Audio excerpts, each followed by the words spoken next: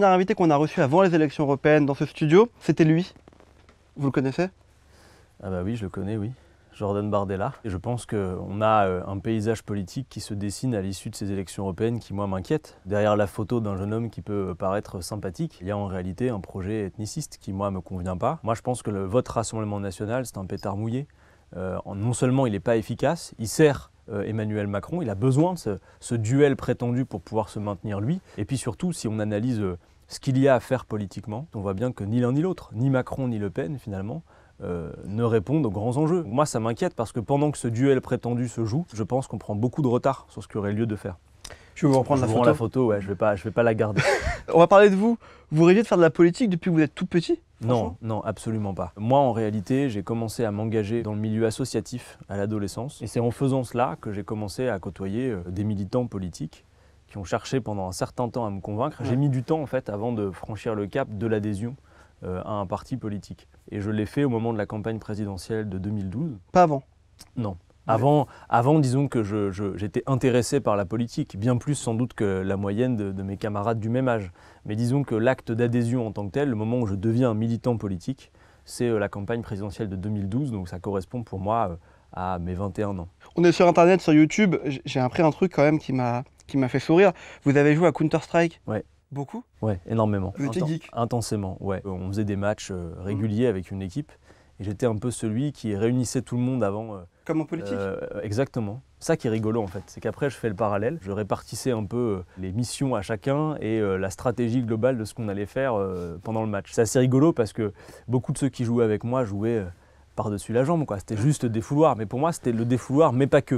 Il fallait que le défouloir soit un peu organisé, disons. Et après, il y a eu un autre temps où j'ai joué à World of Warcraft. Ah ouais, d'accord, vous avez fait tous les jeux. Là, ces deux-là. Vous jouez plus aujourd'hui du tout? Non. Moi, je suis obligé de vous poser la question quand même, c'était quoi votre pseudo Steam? Je crois que c'était Alibi, de mémoire. Alibi. Et votre map préférée? Dust 2, voilà. Ah, j'ai la même. Le grand classique. Ouais, classique. Grand classique. C'est peut-être ça qui vous a un peu amené à la stratégie politique, à la compétition. Est-ce que c'est cool d'être député? Alors d'abord, il y a 1000 manières d'être député. Et quand on m'invite dans les lycées, les collèges, parce que c'est le cas, hein, généralement, quand les profs disent aux élèves « on va recevoir monsieur le député », ils s'attendent à peu près à tout, sauf à voir un jeune rouquin de 29 ans débarquer dans la salle. Et du coup, tout de suite, les multiples questions qui viennent, c'est « mais comment vous avez fait être député à 29 ans, etc. Quelle école ?» Et moi, je commence par dégonfler la baudruche. Je leur dis « mais les amis, moi, il y a 2 ans de ça, j'étais conseiller clientèle sur un plateau téléphonique. J'ai en poche un simple BTS. Et donc, il n'y a pas besoin d'avoir fait forcément l'ENA, Sciences Po, comme on l'entend, pour faire de la politique. C'est-à-dire qu'il y a vraiment besoin dans la période, et moi c'est ce que je veux faire notamment avec les plus jeunes, d'expliciter qu'en fait la politique c'est pas le domaine réservé de quelques-uns qui sont des spécialistes du genre, c'est l'affaire de tous. C'est un peu pareil que ce que le président de la République dit depuis 2 ans, il faut des gens de la société civile. À ceci près que dans le groupe La République En Marche, et même si j'ai des points de désaccord certains avec eux sur le fond, il y a quand même beaucoup de professions qui sont surreprésentées. On a plutôt affaire beaucoup aux professions libérales, à des gens qui étaient managers dans des positions professionnelles qui ne sont, à mon avis, pas représentatives de la grande masse du peuple français. Le rôle du politique, c'est un mandat qu'on nous a confié. D'abord, c'est pas un blanc-seing, c'est-à-dire qu'on ne se représente pas soi-même, on représente les gens qui nous ont élus, et puis c'est un mandat, donc ça a une durée limitée, c'est une fonction. Quelque part, vous sortez un peu du rang pour une période, et puis après vous y retournez potentiellement. C'est ça aussi l'idée qu'il faut réhabiliter. Est-ce qu'on est respecté pareil quand on est jeune, dans l'hémicycle, auprès des hommes politiques? Est-ce qu'on vous tutoie plus facilement, par exemple? L'âge n'est pas le plus important dans la manière dont on vous entreprend, mais je sais que moi j'ai pas mal de collègues députés femmes, d'ailleurs sur plusieurs bancs, mais c'est le cas particulièrement chez nous, qui ont mis un certain temps avant d'être vraiment considérés par leurs pairs comme des députés. C'est-à-dire que quand on les voyait, on disait « ah tiens, c'est la collaboratrice de tel ou tel ». Quels que soient nos âges, quels que soient nos parcours, on a fait cette démonstration qu'on peut être un groupe d'opposition et en même temps de propositions crédibles et d'avoir des gens qui, oui, sont insoumis, mais sont bosseurs et ont envie d'y arriver. Je veux dire, nous, on n'est pas là pour faire les effets de tribune, c'est-à-dire qu'on fait des effets de tribune parce qu'on prétend gouverner ce pays et qu'on veut essayer d'y arriver, et donc d'intéresser le plus grand nombre à la chose politique. Est-ce qu'on peut être jeune, faire de la politique et être fun? Sans doute, ouais, j'espère en tout cas, j'espère. Moi, je ne me donne pas pour objectif de l'être en particulier, mais je pense surtout il y a besoin de décloisonner le débat politique. Moi, j'arrête pas de dire aux uns et aux autres, allez-y, pourrissez les repas de famille avec la politique, parce que au moins ça crée de la conscience, vous vous déterminez. Là, par exemple, en ce moment, on est à la quête des signatures pour le référendum qu'on souhaite obtenir Parce que je crois que le peuple français est prêt à se mobiliser pour répondre à la question fondamentale qui est qui décide. Est-ce que vous pouvez nous expliquer en 10 mots ce que c'est le clivage politique? Le clivage, c'est ce qui permet, c'est ce qui oblige finalement à se positionner. Le clivage traditionnel qui a animé la vie politique, c'était le clivage gauche-droite, avec deux grands partis qui le représentaient, les Républicains et le PS. Eh bien, Emmanuel Macron, qu'est-ce qu'il a fait? Il a aspiré les deux acteurs principaux de ce clivage, d'abord le PS, puis maintenant les Républicains. Mais il a fait plus que ça, il n'a pas seulement aspiré les deux, il les a remplacés. Il a fait en sorte qu'il y ait un nouveau clivage que lui a imposé, qui est le clivage entre les progressistes dans lesquels il se range lui, face aux nationalistes à l'extrême droite. C'est le clivage qu'il impose. Moi je pense par exemple qu'il y a nécessité pour nous, à la France Insoumise, d'imposer un clivage spécifique qui est celui de qui décide. Nous sommes du côté de la souveraineté populaire en tout et pour tout. Et les autres pensent que non, on peut continuer avec la Ve République qui concentre les pouvoirs entre quelques-uns, avec les traités européens. Voilà. Donc le clivage, en fait, pour résumer, c'est la ligne de démarcation qui fait que, en tant que citoyen, vous vous positionnez. On a été voir les Français pour demander si ce clivage gauche-droite, si la gauche et la droite en France existaient encore. Regardez ce qu'ils nous disent. Est-ce que vous pensez que la gauche et la droite existent encore? Je sais pas, non. Elle se porte mal en tout cas. J'en sais rien. C'est quoi être de gauche aujourd'hui en 2020 en France, en 2019? Comme hier, c'est aussi con. C'est plus un mouvement qui est plutôt écologique en ce moment. Et, le socialisme, c'est donne-moi ta montre, je te donnerai l'heure. D'après vous, cet homme-là, Oui. il est de droite ou de gauche? De droite, je dirais. Ouais, on a des clichés, je dirais de droite comme ça. Mais je le connais, c'est la France Insoumise. Il est plutôt gauche. Et il est sympa? Je partage pas toutes ses idées. Vous pourriez lui faire confiance? Il est là, vous pouvez lui dire. Non. Bah, je suis désolé. Voilà.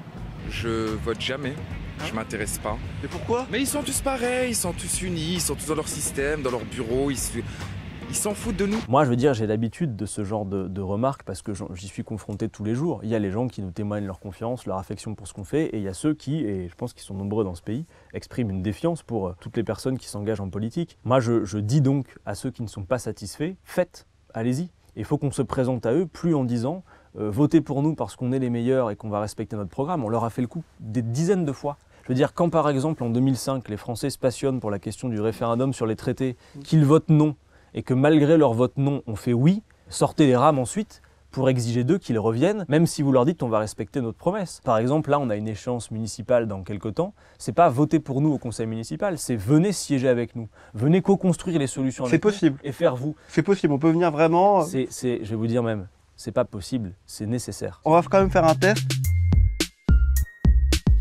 Est-ce que c'est de gauche de croire que la politique sert encore à quelque chose? Non, je crois que c'est ni de gauche ni de droite. C'est pour le coup, ça montre que tout ça est assez transversal en vérité. Est-ce que c'est de gauche de dire qu'on veut gagner de l'argent? Moi, alors là-dessus, je suis très clair. Enfin, il ne s'agit pas de dire que tout le monde doit gagner la même somme. Il s'agit de dire que juste, c'est pas supportable que dans ce pays, il y ait 9 millions de pauvres, quand à côté, il y a une richesse qui se concentre entre quelques mains. Enfin, je veux juste dire un truc tout à fait entre nous, mais qui soit clair. Il y a beaucoup de gens qui disent « moi, j'ai pas de problème avec le fait qu'il y ait des riches ». Par contre, je trouve vraiment insupportable de constater partout dans le pays l'accroissement de la pauvreté. Ben oui, mais manque de peau, il y a un petit lien entre les deux. C'est-à-dire qu'en fait, la richesse produite, après, elle se répartit. Et on a un véritable problème de répartition. Est-ce que c'est de gauche de prendre des trottinettes en ville? Non, je crois pas. Non? Vous prenez déjà des mais trottinettes, vous? moi, je m'oppose à l'idée qu'on puisse régler la question écologique par la responsabilité individuelle. D'ailleurs, les jeunes qui se sont mobilisés sur le climat, quels sont leurs mots d'ordre? Qu'est-ce qui est écrit sur les pancartes? Ils disent changer le système et vite. Ils ont compris ce que les scientifiques nous disent. Les scientifiques, ils nous disent vous avez 12 ans pour changer de modèle. Parce que sinon, je vous dis une chose, si les scientifiques ont raison, et moi je leur accorde ce crédit, et que dans 12 ans, il faut changer de modèle avant les 12 ans, ça veut dire qu'on se retrouve ici, on fait l'interview dans 12 ans, vous allez me dire c'est quoi votre programme? Ça devrait être de vous dire en quelle matière je veux que les bateaux sur lesquels on va devoir embarquer soient conçus pour éviter la catastrophe. On en est là. Donc il y a aussi un caractère d'urgence qui fait que je ne crois pas qu'on puisse attendre que tout vienne des individus. Et donc il y a besoin de décisions politiques fortes. Ça veut dire que dans 12 ans, vous serez candidat à la présidentielle? J'en profite. Non mais ça c'est Vous me parlez pareil. de programme. Chaque fois qu'on fait de la politique... Vous me parlez de programme. Non, moi je... Vous serez candidat à la présidentielle un jour? Ça sera un scoop. Pourquoi pas? Je sais pas. On a eu plein de questions, comme je vous ai dit, sur Internet. Alors, on n'a pas pu tous les prendre. La première question, c'était est-ce que vous êtes prêt à vous allier avec le PCF ou Europe Écologie Les Verts pour de prochaines échéances électorales? Alors, moi je pense que l'acte 1 ne peut pas être la discussion entre Avec des partis partis. politiques. Ça mérite d'être clair. Ça veut dire, moi je suis pour qu'on crée partout les conditions de l'engagement des citoyens. Moi, je vois la France Insoumise comme un outil au service de l'engagement du peuple lui-même. Il y a une question de Mathieu M.G. Goyer qui dit pourquoi avoir rejoint la France Insoumise et pas un autre parti au début?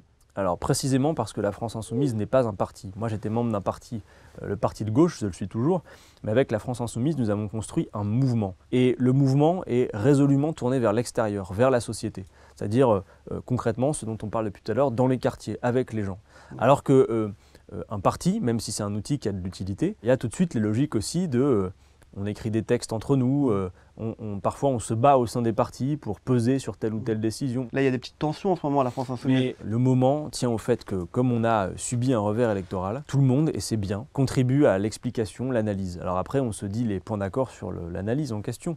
On a une autre question que je trouve intéressante, c'est de Max Hans Mahan, qui dit « Comme à l'école, est-ce qu'on est aussi victime de harcèlement en politique quand on est roux ?» Il y a eu beaucoup de questions là-dessus. Sur les réseaux sociaux, etc., oui, ça arrive, mais comme, je veux dire, moi je m'en plains pas, parce que quand je vois ce que prennent dans la figure beaucoup de mes collègues, je veux dire, ça existe, les moqueries, mais franchement, à côté de ce que subissent notamment les femmes en politique, ou même le racisme qui reste extrêmement prégnant. On a vu récemment, par exemple, des collègues de La République En Marche recevoir des lettres absolument abjectes. Bon, ça, pour le coup, c'est des éléments sur lesquels il ne doit pas y avoir une faille entre nous. C'est-à-dire qu'on a beau ne pas être d'accord politiquement, il faut serrer les rangs quand c'est comme ça. Quand allez-vous débuter la campagne des municipales? Est-ce que vous serez candidat à Lille? Alors je peux pas encore le dire, pas parce que je veux pas le dire ou parce que je veux respecter un calendrier, juste parce que je ne l'ai pas encore totalement décidé. C'est un mandat qui pourrait vous intéresser, le mandat de maire? Ça pourrait m'intéresser, mais là sur le moment, je me donne encore quelques semaines. Est-ce que c'est votre idole, Jean-Luc Mélenchon? C'est YG qui nous demande ça. Non, idole, c'est peut-être pas le mot adapté, mais on va dire qu'en politique, on pourrait parler d'un mentor. Jean-Luc, ça a été celui qui a transformé mon intérêt pour la politique en engagement concret. C'est quelqu'un qui est assez pudique là-dessus, mais qui en fait s'est beaucoup entouré de jeunes et leur a donné toute leur place, quoi. Je suis aussi quelque part le fruit de son travail. Il est extrêmement pudique là-dessus, mais si on est quelques-uns comme ça aujourd'hui à être à peu près reconnus dans notre travail politiquement, c'est aussi lui qui a organisé un peu tout ça. Après 2 ans de pouvoir, en gros, enfin de pouvoir de mandat, est-ce que vous voyez en politique plus longtemps? Et s'il y a un ministère que vous aimeriez avoir, ce serait lequel sur le long terme? Non, mais moi, je me suis beaucoup engagé sur les questions sociales, puisque vous êtes à la commission des affaires sociales. Donc en gros, ça a trait à tout ce qui concerne le droit du travail jusqu'à la santé. Je me suis beaucoup impliqué sur les questions liées à l'organisation du travail, c'est vrai. Mais si demain Jean-Luc Mélenchon est président, un ministère de la Santé, Adrien Quatennens, ça peut vous intéresser? C'est sympa. Pourquoi pas? Franchement, je ne vais pas poser les choses en ces termes-là, on verra bien. Un peu précipité, quand même. On verra bien, mais en toute hypothèse, ce qu'il y a de sûr, c'est que comme la plupart de mes collègues, comme tous mes collègues d'ailleurs, on a dans cette idée qu'il faut se préparer à gouverner, qu'on n'est pas juste là pour faire témoignage, c'est pas le sens de notre action. Il paraît que vous êtes fan de Johnny Hallyday, c'est vrai? Oui, en fait, Johnny, ça a été une histoire un peu particulière. J'ai été confronté à un concert de Johnny en vidéo à l'âge de 3 ans. Et en fait, Johnny a été un peu mon super-héros à moi pendant toute mon enfance. Pendant longtemps, j'ai cru que Johnny Hallyday, quand je le voyais à la télévision, c'était de la fiction en fait. Ah bon? C'est le jour où mes grands-parents m'ont emmené le voir en concert. Ah bon, en fait, ça existe vraiment. Mais oui, ça a été un personnage qui m'a accompagné mon enfance. Vous jouez de la guitare? Ouais. Est-ce que vous acceptez de nous jouer un morceau de guitare ou pas? Nous montrer comment vous jouez? Si vous voulez, ouais.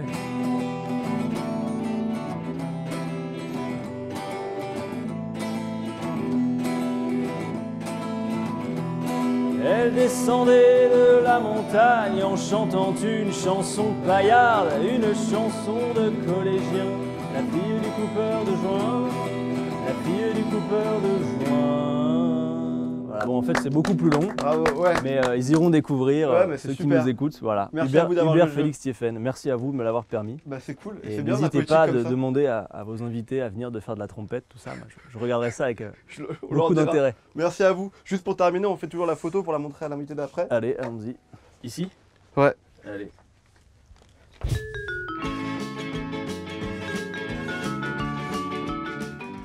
Abonnez-vous à la chaîne Les Indécis, n'oubliez pas la cloche. On se retrouve la semaine prochaine pour une interview politique. Je chante pas mal quand même, non? Quelle map vous prenez vous en fait sur Counter-Strike?